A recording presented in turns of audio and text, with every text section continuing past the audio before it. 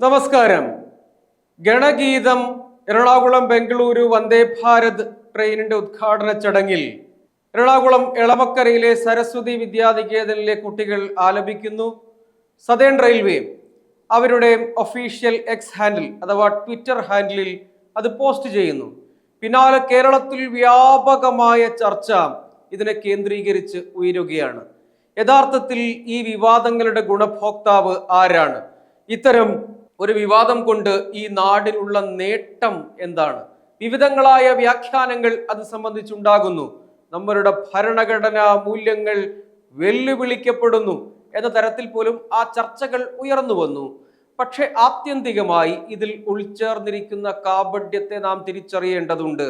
നിങ്ങൾ രാഷ്ട്രീയമായി സംഘപരിവാറിനെ എതിർക്കാനാണ് ഈ വിവാദം ഉപയോഗിച്ചതെങ്കിൽ അത് ഗുണമായി മാറിയത് സംഘപരിവാറിന് തന്നെയാണ് എന്ന തിരിച്ചറിവ് പോലും ഇല്ലാതിരിക്കുക എന്നത് വളരെ തമാശയാണ്.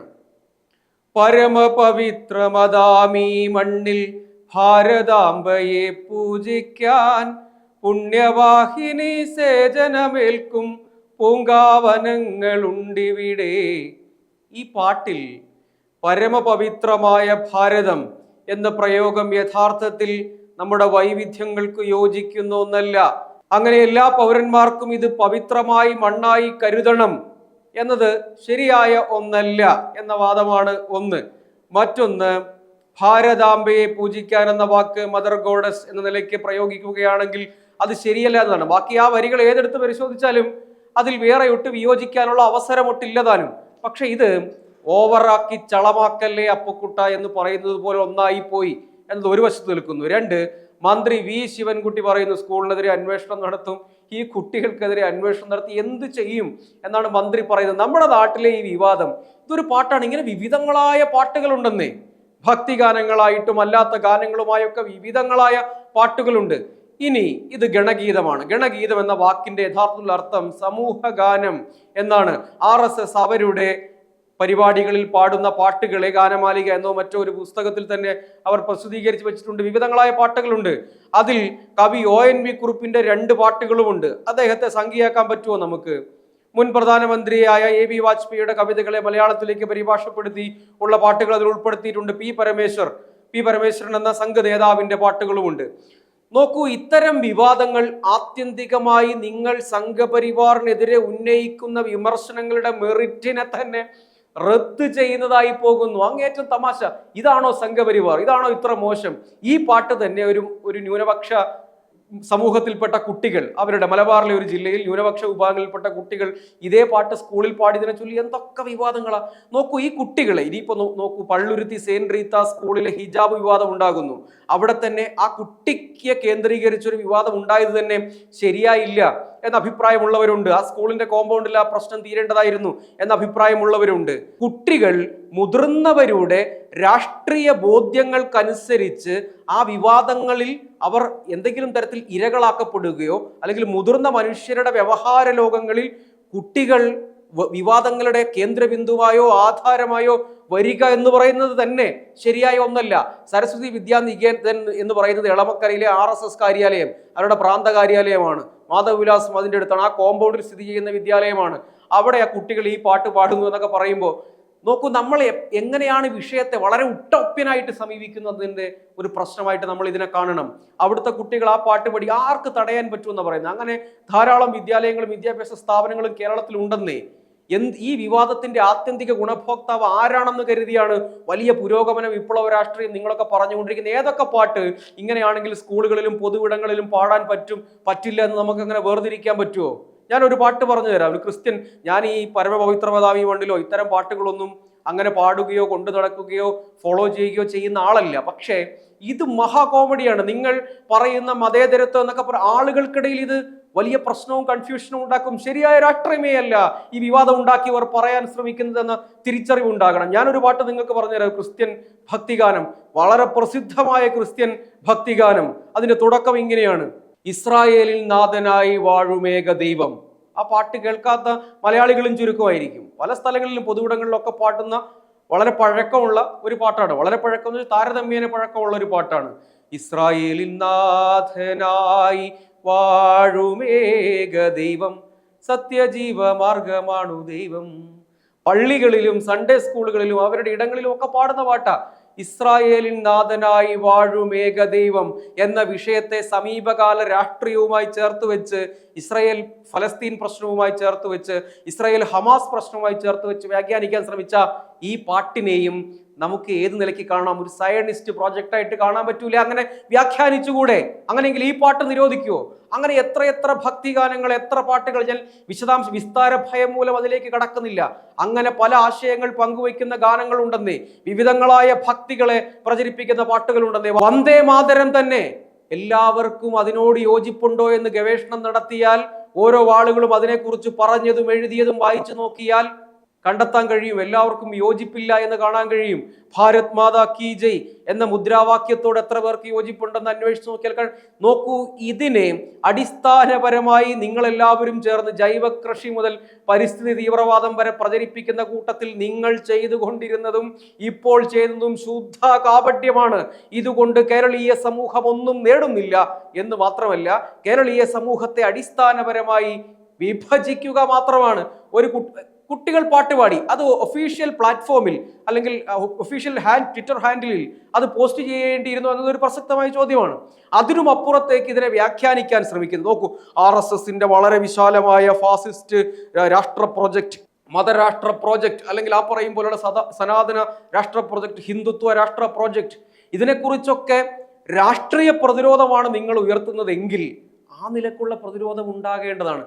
അല്ലാത്ത പക്ഷം എത്ര പ്രാർത്ഥനകൾ എല്ലാ മതവിഭാഗങ്ങളിലും, ഹൈന്ദവ വിഭാഗങ്ങളിലെ വിവിധ വിഭാഗങ്ങളിലായിക്കോട്ടെ, ക്രൈസ്തവ വിഭാഗങ്ങളായിക്കോട്ടെ, ഇസ്ലാം വിശ്വാസമായിക്കോട്ടെ, എത്ര പ്രാർത്ഥനകൾ, ഉച്ചത്തിൽ ചൊല്ലുന്ന എത്ര പ്രാർത്ഥനകൾ, അതിൻ്റെ അർത്ഥത്തെയും അതിൻ്റെ വ്യാഖ്യാനത്തെയും എടുത്ത് ആളുകളുമായി സംവദിക്കാൻ തുടങ്ങിയാൽ ഏതെല്ലാം ചൊല്ലാൻ കഴിയും എന്ന് ആലോചിച്ച് നോക്കിക്കോണം. അപ്പോ അതൊക്കെ നമ്മുടെ നോക്കൂ, നമ്മൾ രാഷ്ട്രീയ വിമർശനമാണ് ഉന്നയിക്കേണ്ടത്, അല്ലാതെ കാപട്യങ്ങളെ നിരത്തി വ്യാമോഹങ്ങളുടെ വല നെയ്തുകൊണ്ട് നിങ്ങൾക്ക് പ്രതിരോധം സൃഷ്ടിക്കാൻ കഴിയും എന്നതൊക്കെ മഹാമോശമാണ്. ഇസ്രായേലിൻ നാഥനായി വാഴും ഏകദൈവം എന്ന പാട്ട് നിരോധിക്കാൻ പോകുന്നത് സയനിസ്റ്റ് പ്രൊജക്റ്റാണ് എന്ന് ഇവിടെയുള്ള ഏതെങ്കിലും വിശ്വാസിയോ അവിശ്വാസിയോ ആയ ക്രിസ്ത്യാനോട് പറഞ്ഞു നോക്കൂ. വർഷങ്ങളായി അവർ കേട്ടുകൊണ്ടിരിക്കുന്ന പാട്ടാണ്. ഇങ്ങനെ ഏതെല്ലാം നമ്മുടെ ചലച്ചിത്ര ഗാനങ്ങളിൽ തന്നെ ഒരു ഭക്തിഗാന ശാഖയുണ്ടെന്ന് വിലയിരുത്തുന്നവരുണ്ട്. അത് തന്നെ എടുത്ത് കേട്ടു നോക്കൂ. ഇത്തരം നിരുപദ്രവകരമായ കാര്യങ്ങളെ പ്രചരിപ്പിക്കുക വഴി നോക്കൂ, ഇപ്പോൾ എന്താ ഈ പാട്ട് സംഘപരിവാറിന്റെ പ്ലാറ്റ്ഫോമുകൾക്കകത്ത് കറങ്ങി നടന്നിരുന്ന ഈ പാട്ട് ഇപ്പോൾ BJP അവരുടെ രാഷ്ട്രീയ മുദ്രാവാക്യമായി തെരുവിലേക്ക് കൊണ്ടുവരികയാണ്. ആ നിലയിലേക്ക് മാറി. അതായത് ഇത്രയും കാലം കൊണ്ട് ആ പാട്ട് എഴുതി അത് പാടാൻ തുടങ്ങിയിട്ട് കാലം എത്രയായിരിക്കും? 2-3 ദിവസം കൊണ്ട് കേരളത്തിൽ ആ പാട്ട് അറിയാത്ത ആരുമില്ലാത്തവരായി മാറിയിരിക്കുന്നു. ഇതാണോ BJPക്കെതിരായ രാഷ്ട്രീയ വിമർശനം എന്ന് പുതിയ കാലത്തെ കുട്ടികൾ ചിന്തിക്കും. അമ്മാവന്മാരുടെ വ്യവഹാരങ്ങളുടെ കോളങ്ങൾക്കകത്ത്, സർക്കിളുകൾക്കകത്ത് നിൽക്കുന്നവരല്ല ഈ കാലത്തെ പുതിയ ജനറേഷൻ. അവരോട് രാഷ്ട്രീയം പറയുമ്പോൾ കുറെ കൂടി സൂക്ഷ്മത പാലിക്കണം. ഒരു പാട്ട് കുട്ടികൾ ട്രെയിനിൽ പാടി, അത് പോസ്റ്റ് ചെയ്യണമോ വേണ്ടയോ എന്നുള്ള ചോദ്യം പ്രസക്തമാണ്. അതിനെക്കുറിച്ച് വേണമെങ്കിൽ ചർച്ചയാകാം. അപ്പോൾ പോലും അത് ട്രാൻസ്ലേറ്റ് ചെയ്താൽ ആരെയും വേദനിപ്പിക്കുന്ന കുഴപ്പം പിടിച്ചൊന്നും അതിലില്ല. ഇനി നിങ്ങൾക്കത് പാടാൻ കഴിയില്ലെങ്കിൽ ഞങ്ങളത് പാടാൻ തയ്യാറല്ല എന്ന് പറയുക, ആ അവകാശത്തിന് വേണ്ടി ഫൈറ്റ് ചെയ്യുക എന്നത് മാത്രമാണ്. വേദിയിൽ നിലവിളക്ക് വെക്കും. ഈ നിലവിളക്ക് കൊളുത്താൻ തയ്യാറാകാത്തവരുണ്ട്. അതുകൊണ്ട് തയ്യാറാകുന്നില്ലെങ്കിൽ വേണ്ട, ആ പ്രശ്നം അവിടെ കഴിഞ്ഞില്ലേ. അതിനും അപ്പുറത്ത് ഇത് എവിടെയും കൊണ്ട വെക്കാൻ പാടില്ല എന്ന് പറയാൻ പറ്റില്ലല്ലോ. അപ്പോൾ നമ്മൾ മനസ്സിലാക്കേണ്ടത്, ഇന്ത്യ മഹാരാജ്യത്ത് 140 കോടിയിലധികം ജനങ്ങളുണ്ട്. വൈവിധ്യമാർന്ന ഭാഷയും സംസ്കാരവും വിശ്വാസവും ഒക്കെയുണ്ട്. നിങ്ങൾ ഇപ്പോൾ ചെയ്തുകൊണ്ടിരിക്കുന്നത് ശുദ്ധ കോമഡിയാണ്. അത് ഇപ്പോൾ മുന്നോട്ട് വയ്ക്കുന്നത് നിങ്ങൾ സംഘപരിവാറിനെ രാഷ്ട്രീയമായി പ്രതിരോധിക്കുക, അതിനുവേണ്ടിയുള്ള വളരെ പൊളിറ്റിക്കലി കറക്റ്റായ ബുദ്ധിജീവി രാഷ്ട്രീയമാണ് മുന്നോട്ട് വയ്ക്കുന്നുണ്ടെങ്കിൽ നല്ല തമാശയായിട്ടുണ്ട്. ഇപ്പോഴും ഇത് നേരത്തെ ഇതിനെക്കുറിച്ച് പറയേണ്ടതില്ല എന്നായിരുന്നു ഞാൻ കരുതിയത്. പക്ഷെ ഇപ്പോഴും അത്തരം ചർച്ചകൾ സമൂഹ മാധ്യമങ്ങൾ നടക്കുന്നു. അതിനെ ചൊല്ലിയുള്ള വിപുലമായ പല ചർച്ചകളും നടക്കുന്നുണ്ട്. അങ്ങനെ വരുമ്പോൾ ഏതാണ് നമുക്ക് അംഗീകരിക്കാൻ പറ്റുക? നമുക്ക് യോജിക്കാനും വിയോജിക്കാനുമുള്ള സ്വാതന്ത്ര്യം ഉണ്ടാകുന്ന ഒരു സംവിധാനം ഇവിടെ നിലനിൽക്കണം. ഇവിടെ സ്വതന്ത്രമായ ജനാധിപത്യം ഉണ്ടാകണം എന്നതാണ് നമ്മൾ മുന്നോട്ട് വയ്ക്കേണ്ടത്. കേവലമായ വിഷയങ്ങൾ ഏതോ പാട്ടിലൊക്കെ കേന്ദ്രീകരിച്ച് നിൽക്കുകയല്ല. SIR മുതൽ നിങ്ങൾ അങ്ങോട്ടേക്ക് നോക്കൂ, ഓരോ വിഷയം, വോട്ട് ചോരി വിമർശനമടക്കം എന്തെല്ലാം രാഷ്ട്രീയ വിഷയങ്ങൾ രാജ്യത്തുടനീളം സംഭവിക്കുന്നുണ്ട്. അത്തരം ഫോക്കസ് പോയിന്റുകളിൽ നിൽക്കാതെ ആരുടെയൊക്കെയോ അജണ്ടകൾക്ക് പിന്നാലെ സഞ്ചരിക്കേണ്ടി വരുമ്പോൾ യഥാർത്ഥത്തിൽ നിങ്ങൾ കമ്മ്യൂണിക്കേറ്റ് ചെയ്യേണ്ട രാഷ്ട്രീയം ശരിയാം വിധം ആളുകളിലേക്ക് എത്തുന്നതേ ഇല്ല. അപ്പോൾ സംഘപരിവാറിനെ, BJP ഒക്കെ നിങ്ങൾ വിമർശിക്കുന്നു, ഇത്ര ലളിതമാണോ കാര്യങ്ങൾ എന്ന് ആളുകൾ ചിന്തിച്ചേക്കാം. അപ്പോൾ ഏതെല്ലാം പാട്ടുകൾ നിരോധിക്കേണ്ടി, ഈ പാട്ട് നിരോധിക്കാൻ പറ്റുമോ? കുട്ടികൾക്കെതിരെ കേസെടുത്ത് ജയിലിലിടൂ എന്ന് പറയുന്നു. അതിന്റെ പ്രിൻസിപ്പൽ സംഘപരിവാർ സ്വയം സേവകനാണ്, ഏതോ പദസഞ്ചലനത്തിൽ പങ്കെടുത്തു, അതാണോ വിമർശനം?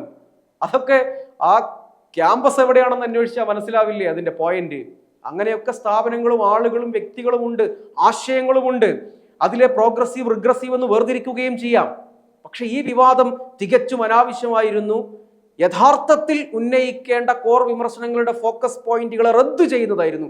ഇനിയും ഇത് തിരിച്ചറിയാതെ നോക്കൂ, ഈ സംഘപരിവാറിന്റെ യഥാർത്ഥ പ്രാർത്ഥന പോലുണ്ട്, നമസ്തേ നമസ്തേ സദാ വത്സലേ മാതൃഭൂമേ, അതിൽ ത്വയാ ഹിന്ദുഭൂമേ എന്നൊരു പരാമർശമുണ്ട്. അങ്ങനെ ഒരു പരാമർശമൊന്നും ഈ പാട്ടിലില്ല.